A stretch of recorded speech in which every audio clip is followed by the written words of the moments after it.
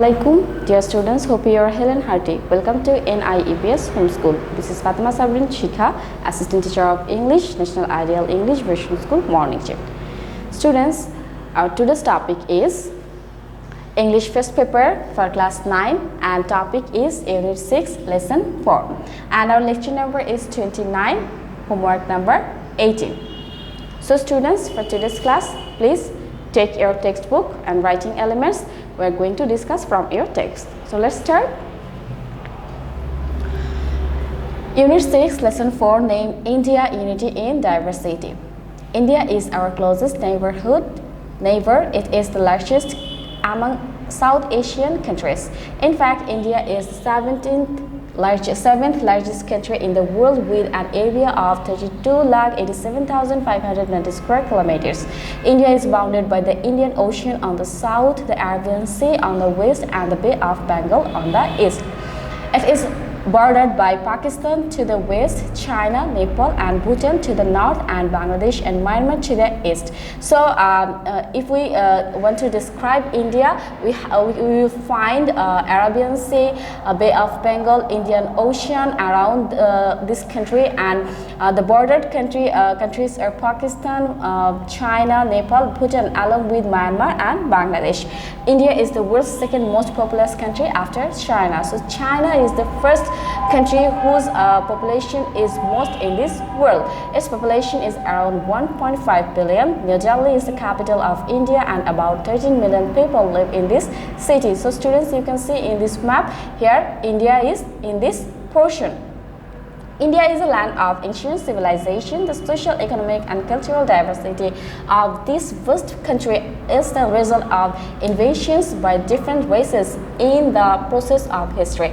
Indian history begins with the birth of the Indus Valley civilization and the coming of the Aryans. During this period, Aryan culture flourished in this part of the world. The 5th century saw the unification of India under Ashok, and it is in his time that Buddhism spread in many parts of Asia. So at the time of Ashok, Buddhism spread in the countries of Asia. In the 8th century, Islam came to India for the first time, and by the 11th century, it had firmly established itself. So, in the time of 18th century, Islam came to India, and in the time of 11th century, it spread all over India.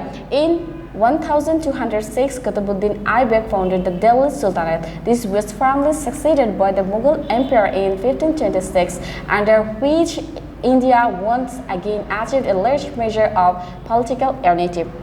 So Mughal Empire was established in India in the time of 1526. It was in the 17th century that the Europeans came to India. This coincided with the disintegration of the Mughal Empire, paving the way for supremacy of the English, the French, the Dutch, and the Portuguese, who were vying with each other to gain control of India. So not only English people but also French, Dutch, and Portuguese people wanted to control over the country India. The English emerged as the victors.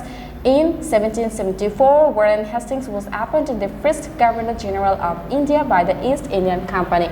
So Warren Hastings was the first person who was appointed the first Governor General for India.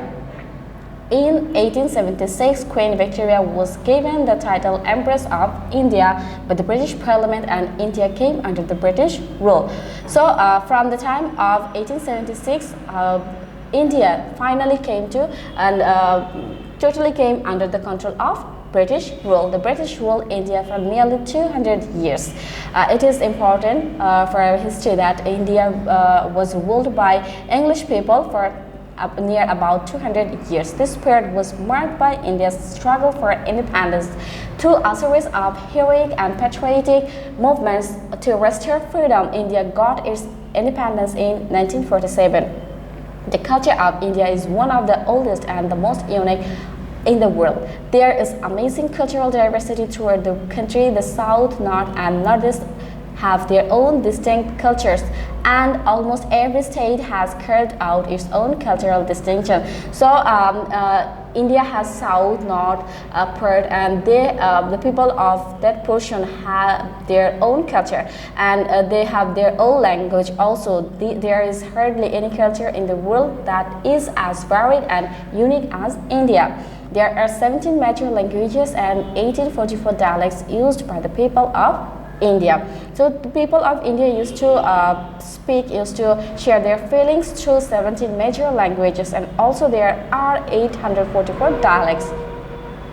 India is a tourist delight. The Taj Mahal, Fatehpur Sikri, the Qutub Minar, and the Red Fort are a few of the many wonders which attract people from all over the world. Kashmir has been described as a paradise on earth. The country of mountains, valleys, ditches, rivers, and lakes offer the richness of a mini world within a single country. So here you can see the picture of Taj Mahal. Like Taj Mahal, India has the Fatehpur Sikri, Qutub Minar, Red Fort, and along with the place Kashmir, this is described as the paradise on earth. The Nilgiri Mountains, hill stations like Oti and Darjeeling, and the temples of South India, Ajanta and Ellora caves are the places one can explore in India. So along with Taj Mahal, Qutub Minar, Red Fort, Kashmir, and Ajanta, Ellora caves, people from all around the world come to visit all these historic places, and they want to explore India. So students, now I'm providing your homework. Your homework will be this: fill in the blanks. Read the text and fill in each gap with a suitable word based on the information of the text. Students, look here, I have provided 5 fill in the blanks. You have to write only answer. First you will read the text, and with this information you will fill all these gaps. And you know, this is lecture number 29 and homework number 18, and don't forget to write the lecture number and homework number at the top of the corner of your copy. Students, I hope you have understood today's topic. Keep practicing at home and abide by your parents. Stay well and see you again. Till then, Allah Hafiz. Assalamu alaikum.